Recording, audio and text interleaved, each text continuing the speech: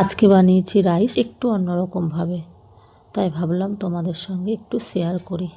আমিও আজকে প্রথমবার ট্রাই করলাম, কিন্তু খেতে খুব ভালো হয়েছিল। তাই ভাবলাম চলো তোমাদের সঙ্গে একটু শেয়ার করি। তাই প্রথমেই আমি একটু বাটার দিয়ে নিলাম, দিয়ে তার মধ্যে দিয়ে দিলাম গরম মশলা।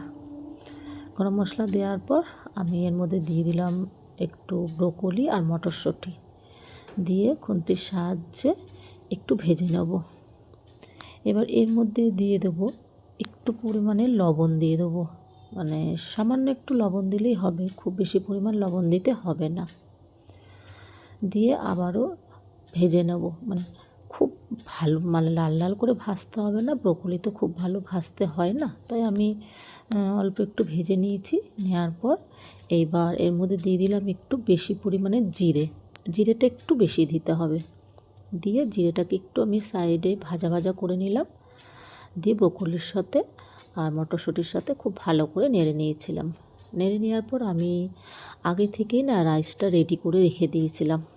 এবার এর মধ্যে দিয়ে দিলাম রাইসটাকে দিয়ে খুব ভালো করে ভেজে নিতে হবে। ভেজে নেওয়ার পর এবারে দিয়ে দিলাম পরিমাণ মতো লবণ, আর দিয়ে দিলাম একটু চিনিটাকে না আমি মিক্সিতে ডাস্ট করে রেখেছি। তোমরা যেরকম লবণ চিনি যেরকম খাবে তোমরা সেরকমভাবেই দেবে। দেওয়ার পর এবার আমি এর মধ্যে দিয়ে দিলাম একটু ঘিটা দেওয়ার পর খুন্তির সাহায্যে খুব ভালো করে নাড়িয়ে নিতে হবে, যাতে নুন মিষ্টিটা সমস্ত দিকে ছড়িয়ে যায়। দেখো রেডি হয়ে গেছে আজকে আমার রাইসটা। আর আমি সাথে একটু আলুর দম বানিয়েছিলাম, দিয়ে আলুর দমের সাথে রাইসটা ভীষণ ভালো লেগেছে খেতে। তোমরা একবার ট্রাই করে দেখতে পারো। তোমরা এর সাথে অন্য কিছুও খেতে পারো, চিকেন বা অন্য কিছু। আমি একটু আলুর দমই বানিয়েছিলাম, সেটাই খেয়েছি। চলো টাটা সবাইকে।